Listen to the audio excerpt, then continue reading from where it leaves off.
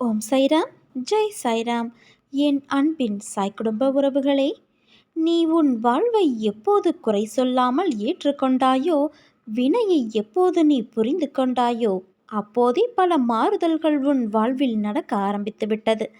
நீ விரும்பியபடி நடந்தால்தான் மகிழ்ச்சி இருக்கும் என்று நினைத்தாய். ஆனால் இப்போது உனக்கு அமைந்த வாழ்விலே நீ அனைத்து மகிழ்ச்சியையும் காணப்போகிறாய். இடமாற்றம், வேலை மாற்றம் என நீ எதிர்பார்த்த பல மாற்றங்கள் நிகழும். நீண்ட நாட்களாக நீ கேட்ட ஒரு வேண்டுதலும் இந்த மாதத்தில் நிறைவேறும். அப்பா, ஆனாலும் சில சமயம் என்னையும் மீறிய பிரச்சனைகள் வரும்போது என் மனம் என்னையும் அறியாமல் சஞ்சலத்திற்கு உள்ளாகி கவலைப்பட வைக்கிறது என்கிறாயா? இந்த மானிட பிறவிகள் தங்களை சுதந்திரமானவர்கள் என நினைத்து கொண்டு சுகத்திற்காக இரவு பகலாக உழைக்கிறார்கள். ஆனால் அவர்கள் கஷ்டம் என்ற ஒன்றை மட்டுமே அறுவடை செய்கிறார்கள். இதுதான் விதி. இந்த விதியானது நல்லதாக திரும்பி நல்ல நேரம் வருவதற்கு முன்பு ஒரு கஷ்டம் உன்னை இப்படி ஆட்டிவிட்டு செல்வது தவிர்க்க முடியாத ஒன்று. எதிரிகளிடம் சிக்கிக்கொண்டு அனைத்தையும் இழப்பது, வம்பு வழக்கு என்று அலைவது, நீடித்த புகழ் நிலை மாறி அனைவரும் புறக்கணிக்கும் வகையில் அவமானம் உண்டாவது போன்ற நிலைகள் தோன்றுவது.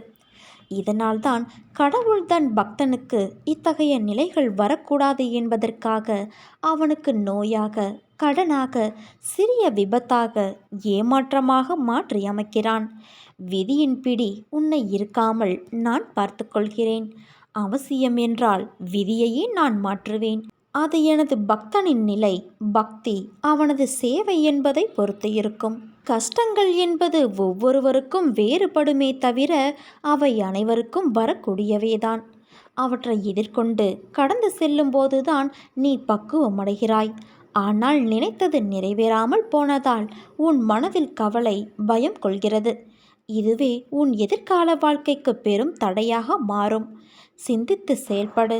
மற்றவர்கள் நினைப்பதை பற்றி சிந்தித்து கொண்டு இருந்தால் அவர்கள் எண்ணுவது போலும் உன்னால் வாழ முடியாது.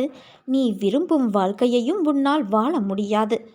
வாழ்க்கையில் நிமிர வேண்டும் என்ற ஆசை இருந்தால் வளைந்து கொடுக்க கற்றுக்கொள். வில்லானது வளைந்து கொடுக்காமல் அம்பு ஒருபோதும் இலக்கை எட்ட முடியாது.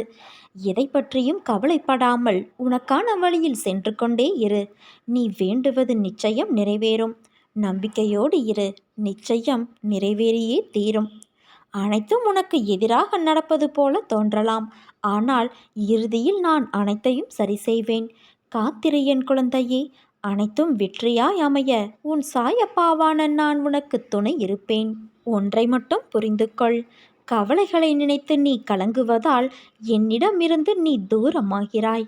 என்மேல் உனக்கு நம்பிக்கை இருந்தால் என்னால் உனக்கு முடியாத காரியம் என்று எதுவுமே இங்கு இருக்க முடியாது. நீ நம்பிக்கையோடு இருந்தால் நல்லதே நடக்கும். உன் சாய் நான் இருக்க பயம் ஏன் உனக்கு?